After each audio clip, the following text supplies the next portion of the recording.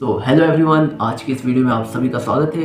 तो आज हम लोग बात करने वाले हैं इजराइल और ईरान के बारे में। जैसे कि आप सबको पता है कि अभी अभी हाल में न्यूज़ आया है कि इजराइल ने ईरान पर ड्रोन अटैक किए हैं और उस ड्रोन अटैक में ईरान को कुछ नुकसान हुए। इसके जवाबी कार्रवाई में ईरान ने इजराइल को यह धमकी दी कि इसका अंजाम अच्छा नहीं होगा, इसका अंजाम बहुत बुरा होगा मेरे दोस्त। तो आखिर क्या है इन दोनों के बीच की लड़ाई के कारण, आइए जानते हैं इस वीडियो में।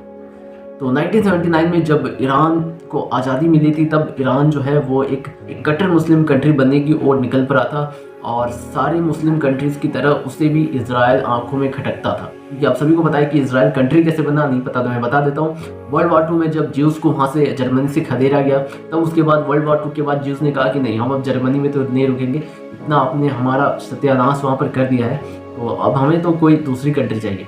और इसे पूरा का पूरा सपोर्ट मिला ब्रिटिश का। जी हाँ, ये आग ब्रिटिश द्वारा ही लगाया गया है। तो ब्रिटिश गवर्नमेंट ने इनके लिए एक दूसरी जगह ढूंढी जहाँ कि अभी का इजराइल कहलाता है। वहाँ पर पहले कुछ ज्यूज़ रहते थे, ज़्यादा संख्या में नहीं मगर कुछ संख्या में वहाँ पर ज्यूज़ रहते थे। फिर धीरे धीरे जर्मनी के कुछ ज्यूज़ आने लगे और वर्ल्ड से कुछ ज्यूज़ आकर के वहाँ पर बसने लगे और उन्होंने अपना एक नया देश बनाया, इजराइल। और अब इस इजराइल को खतरा था इन मुस्लिम कंट्री से, क्योंकि अंग्रेज जो थे वर्ल्ड वॉर 2 के बाद कमज़ोर पड़ने लगे थे। तो अब इजराइल को खुद की हिफाजत करनी थी। इसलिए इजराइल ने क्या किया कि अपनी आर्मी को इतना स्ट्रांग बना लिया, इतना मजबूत बना लिया कि मुस्लिम कंट्रीज उसके सामने टिक ही नहीं पाते। आपको शायद याद हो कि इजराइल ने इन मुस्लिम कंट्रीज को 6 मुस्लिम कंट्रीज को एक साथ हराया है। ये इजराइल का एक रिकॉर्ड है जो कि अभी तक किसी ने तोड़ा नहीं, कि शायद 6 कंट्रीज को एक बार में हराया हो। अच्छे खासी इन्होंने मुंह की खाई थी इजराइल से।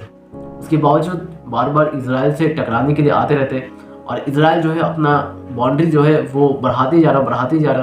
फिलिस्तीन पहले काफ़ी बड़ा हुआ करता था, फिलिस्तीन काफ़ी छोटा हो गया और जो फिलिस्तीन के जो हमास के आतंकवादी है उनको पूरा का पूरा ईरान का सपोर्ट है। देखिए, इजराइल और ईरान जो है इन दोनों के बीच में प्रॉक्सी वॉर्स चल रही है। प्रॉक्सी वॉर्स का मतलब होता है कि ये दोनों खुलकर आपस में नहीं लड़ रहे। प्रॉक्सी वॉर का ये मतलब हुआ कि ये बंदूक तो चलाएंगे मगर वो बंदूक किसी दूसरे के कंधे पर रखकर चलाएंगे। वही कंधा जो है ईरान को मिला है फिलिस्तीन के हमास के आतंकवादियों के द्वारा और लेबनान के हिजबुल्लाह के द्वारा।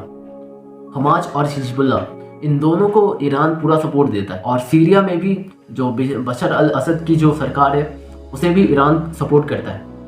साथ ही इजराइल को कौन सपोर्ट करता है? इजराइल को सपोर्ट में अमेरिका खड़ा है। अमेरिका क्यों खड़ा है? क्योंकि ईरान जो है यूरेनियम का एनरिचमेंट कर रहा है। यूरेनियम क्या होती है आपको पता हो कि एटम बम जो है जिसने दुनिया भर में तबाही ला दी थी, वो एटम बम जो है यूरेनियम से बनता है। और एनरिचमेंट उसका इसलिए कर रहा है क्योंकि यूरेनियम जो होता है काफ़ी प्योर, जब आपको बम बनाना हो तो काफ़ी प्योर यूरेनियम चाहिए होता है। तो कम से कम अमेरिका ने एक लिमिट सेट की थी कि आप इतना % तक है एनरिचमेंट यूरेनियम का कर सकते हो, मगर वो उस % से ज़्यादा आगे बढ़ करके उसका एनरिचमेंट कर रहा है। तो बात अमेरिका को पसंद नहीं आई कि अब ईरान के पास भी न्यूक्लियर बम होगा, इसलिए अमेरिका ने ईरान पर बहुत सारे सैंक्शंस मारे हैं। और अमेरिका जो है इजराइल को सपोर्ट करने का कोई चांस नहीं छोड़ना चाहता है ईरान को सबक सिखाने के लिए।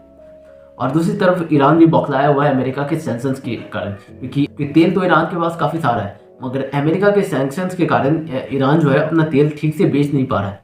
इसलिए अमेरिका जो है बंदूक चला रहा है इजराइल के कंधे पर रखकर और ईरान जो है वो हिजबुल्लाह और जो हमास है उनके कंधों पर अपना बंदूक रखकर चला रहा है।